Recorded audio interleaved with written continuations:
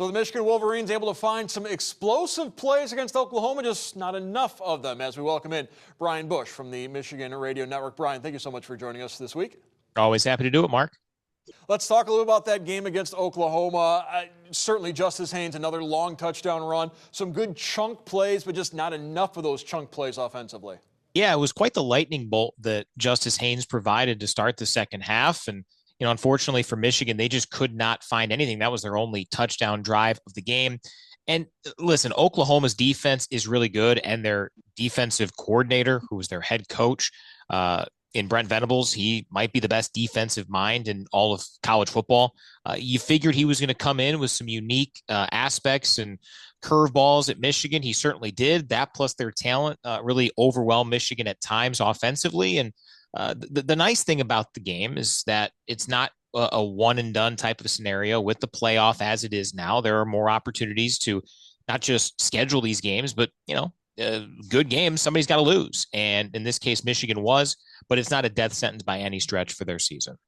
Certainly watching that game on television, it seemed as if both sides were really hitting. There was some good, hard-playing football. Michigan maybe came out on the tougher end of that. Some injuries that certainly hampered the Wolverines. Not having Marlon Klein at all hurt that offensive game plan, and it's a banged-up team now coming back home. Yeah, Marlon Klein, we'll see about his status for the matchup with Central Michigan and beyond. Giovanni El Hadi, a captain along the offensive line, really good left guard for Michigan. He is not wasn't able to finish that game. We'll see where he stands for CMU and beyond. But yeah, definitely a game where you saw some of the talent. I thought Michigan's defense played pretty well. They just went up against maybe the toughest quarterback they'll face all season, at least all regular season, in John Mateer. He made plays when nothing was available downfield, or really he was their running game. He had by far their most rushing yards, rushing carries, all of that. So he was really tough to stop. And really, I thought Michigan's defense represented itself well, even if Mateer got his for sure. And that defense could be getting some help. Looks like Rod Moore is getting closer and closer to returning. It was great to see him in uniform. Forget the talent, which is obvious with a guy like Rod Moore, who's had some incredible plays in his Michigan career. But having his football IQ, his leadership on the field will do wonders for a Michigan team that last year and this year, defense wasn't necessarily the problem. But I do think that the defense has a big time ceiling. Last year, it took a while for Michigan to get there. This year, they need to get there sooner if they want to turn this thing around, just because you lose a big game. You've got 5 more legitimate road tests coming up this season. I think the defense is going to need to lead the way. They have that ability, and Rod Moore is probably the best leader that the defense has. A little bit of a tempest in a teapot situation in that second quarter where Bryce Underwood and Justice Haynes kind of got into it on the sidelines. It got blown up. Social media went crazy with it, but a couple of days later, it doesn't seem as if it really was an issue. In fact, Sharon Moore is quick to point out that the first guy congratulating Justice Haynes after his touchdown run was Bryce Underwood. Yeah, Mark, I think those things happen probably more on a football field than we probably understand or know. And when you're in that environment, emotions can get pretty hot, especially if you're trailing in that environment. So I think it was much ado about nothing, and talking with some people around the program felt the same way. It's one of those situations where, is it ideal? No, because you want to be winning by 40 points and everything's, all gung-ho and great and all that. But ultimately, football is an emotional game. And, Justice Haynes and Bryce Underwood, they're going to sing a pretty good song together here from an offensive standpoint moving forward if Michigan's going to accomplish what it wants to accomplish.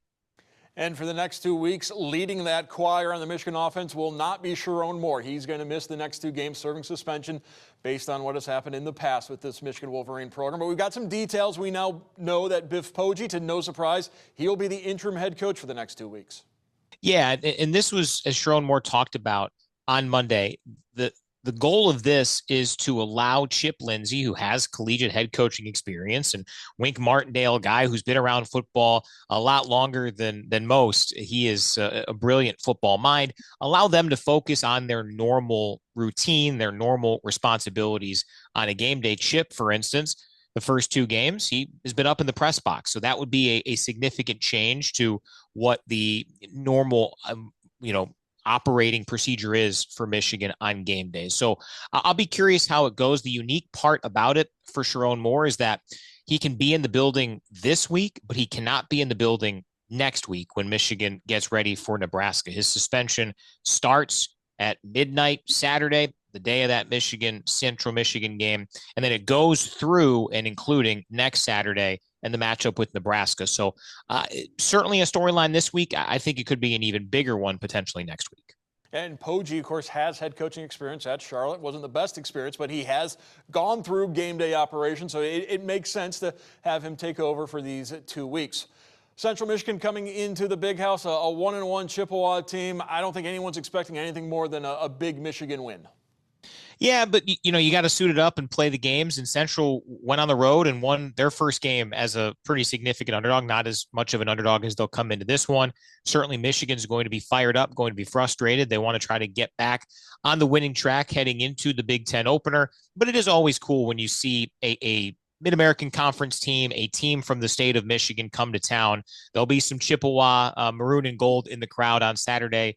So it's always a cool matchup. I like when at least one non-conference game is for Michigan is one of these directional Michigan schools or a MAC school to come up here and experience all that an Ann Arbor game day has to offer.